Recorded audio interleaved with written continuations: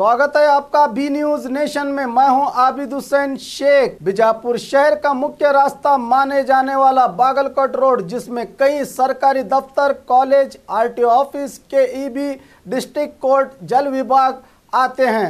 इससे भी बढ़कर जहां पर पूरा बीजापुर की अभिवृद्धि को लेकर शहर को संवारने का काम किया जाता है, महानगर पालिका की ऑफिस इसी रोड पर आती है, जहां रोजाना हजारों की संख्या में लोगों और वाहनों की आवाजाही होती है। मगर इस रास्ते से सफर करना किसी करतब से कम नहीं, क्योंकि हर 10-15 फीट दूरी पर बड़े गड्ढे पड़े हैं, जिससे जनता को काफ़ी दुश्वारियों का सामना करना पड़ रहा है। इसको लेकर आज एक स्वामी नामी विकलांग ने बीच रास्ते पर चटाई बिछाकर अपना दर्द और आक्रोश व्यक्त करते हुए पालिका के खिलाफ नारेबाजी की। क्या हर बार जनता के विरोध पर ही काम करेगी प्रशासन? सड़कों पर उतरने के बाद ही काम करने की आदत पड़ गई है प्रशासन को। क्या ये काम भी जनता के विरोध प्रदर्शनों के बाद ही किया जाएगा? ऐसा जनता का कहना है।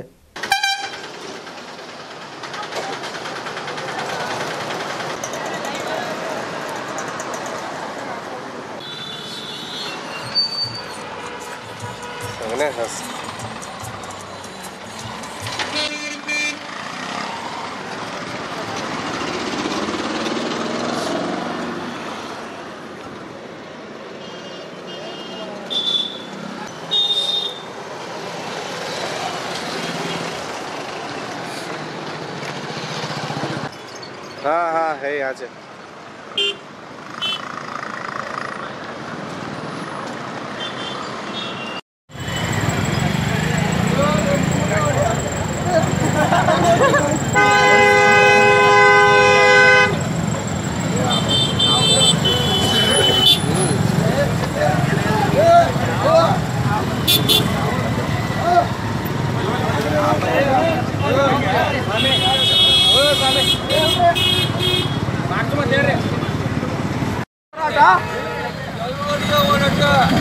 ಬೇಕೇ ಬೇಕು। ನಮಸ್ಕಾರ, 21 ಬಟ್ಟಿಗೆ ಭಾರತ್ ಮಾತಾ ಕಿ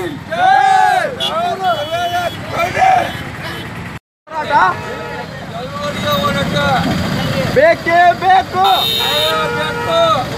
ನಮಸ್ಕಾರ, 21 ಬಟ್ಟಿಗೆ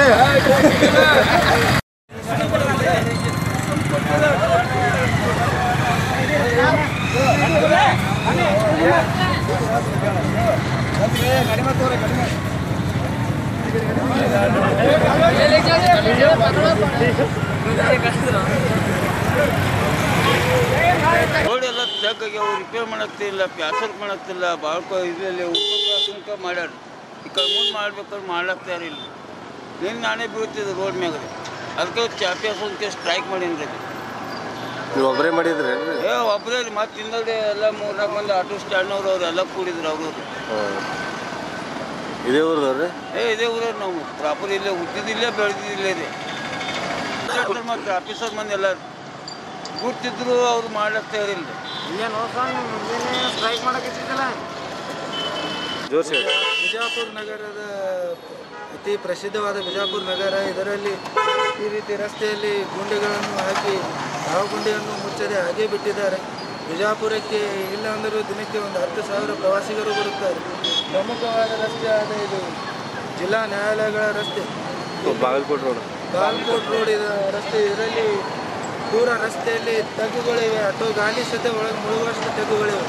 ಒಂದು ತೆಗ್ಗನ್ನು ಮುಚ್ಚದೆ ನಮ್ಮ ನಗರ ಪ್ರಶಾಸನ, ಮಹಾನಗರ ಪಾಲಿಕೆಯನ್ನು ಪಟ್ಟಿಯಾಗಿ ನಿರ್ಮಿಸಿ ಬಿಜಾಪುರ ನಗರವನ್ನು ಈಗ ಹಾಳು ಮಾಡಿದ್ದಾರೆ.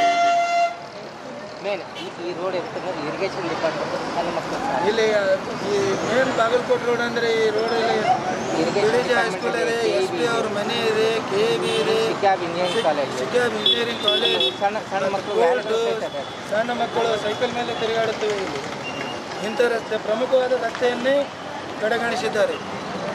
ಅದಕ್ಕಾಗಿ ಪ್ರಶಾಸನ AC ಅವರು ಹಾಗೂ DC ಅವರು ಈಗಾದರೂ ಎಚ್ಚೆತ್ತುಕೊಂಡು ಕ್ರಮ ತಗೊಂಡು ಈ ರೋಡನ್ನು ರಿಪೇರಿ ಮಾಡಬೇಕು. ದಿವಸ ಇಲ್ಲ ಅಂದ್ರೆ ಒಂದು 4 ಮಂದಿ ಮೋಟರ್ ಸೈಕಲ್ದವ್ರು ಬೀಳ್ತಾರೆ ಈ ರೋಡಿಗೆ. और खबरों के लिए देखते रहिए बी न्यूज़ नेशन।